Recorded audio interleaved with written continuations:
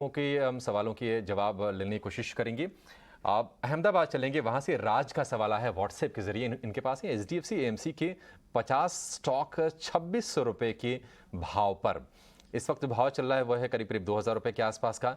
600 रुपये प्रति शेयर का नुकसान हो रहा है। जैन साहब, जो एएमसी वाली कंपनियां हैं, म्यूचुअल फंड कारोबार वाली, उम्मीदें थी कि ये चलेंगी शायद, लेकिन वो कहीं ना कहीं उम्मीदें पूरा कर नहीं पाई। यहां से आपको भविष्य कैसा दिख रहा है और एचडीएफसी एएमसी लगता है आपको कि इनके भाव भी वापस आएंगे और इनको मुनाफा भी होगा? देखिए, जितनी भी एएमसी कंपनियाँ हैं, अगर हम भारत में बात करें तो कंपनियाँ तो ठीक हैं, लेकिन वैल्यूएशंस बहुत ज़्यादा थे और ब्याज दर बढ़ने के बाद जितने भी ग्रोथ स्टॉक्स थे, उसमें पिटाई हुई, कहीं न कहीं पैसा जो है वैल्यू की तरफ शिफ्ट हुआ। और दूसरी बात, अगर आप ये भी देखें तो जो नतीजे आए एचडीएफसी एएमसी के, जो लास्ट क्वार्टर के जून के नतीजे थे, वो पिछले मार्च क्वार्टर से थोड़े कम आए, प्रॉफिटेबिलिटी भी थोड़ी-सी गिरी। तो मुझे लगता है जो मुख्य रूप से कारण है वो वैल्यूएशन है, अभी भी 7 टाइम्स से ऊपर प्राइस टू बुक पे ट्रेड कर रहा है।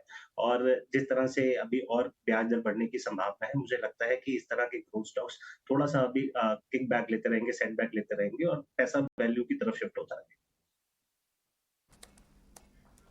ठीक है, एचडीएफसी एएमसी को लेकर ये राय, लेकिन चलिए आगे बढ़ेंगे। अब किरण ने किया हमें व्हाट्सएप, इनके पास है ड्रीम फोक्स सर्विसेज की 200 शेयर 455 रुपए के भाव पर।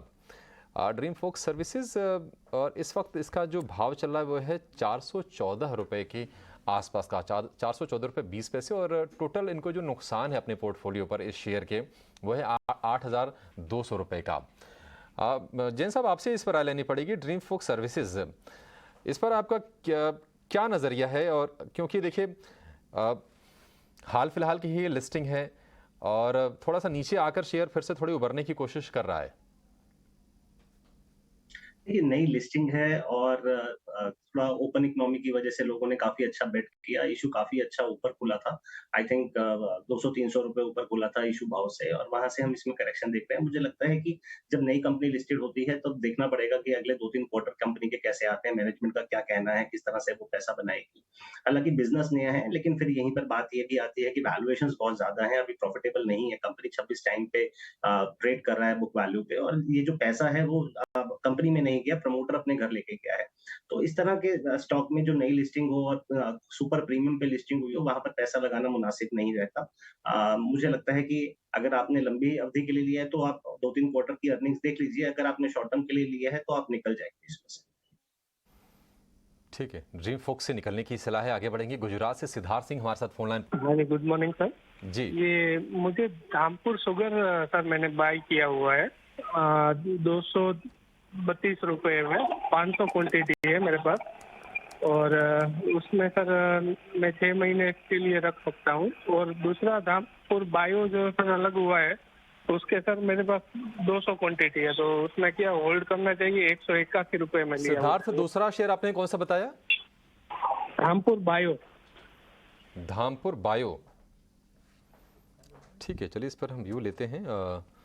धामपुर शुगर है 500 शेयर 232 के भाव पर, 228 रुपये के आसपास का इस वक्त भाव है।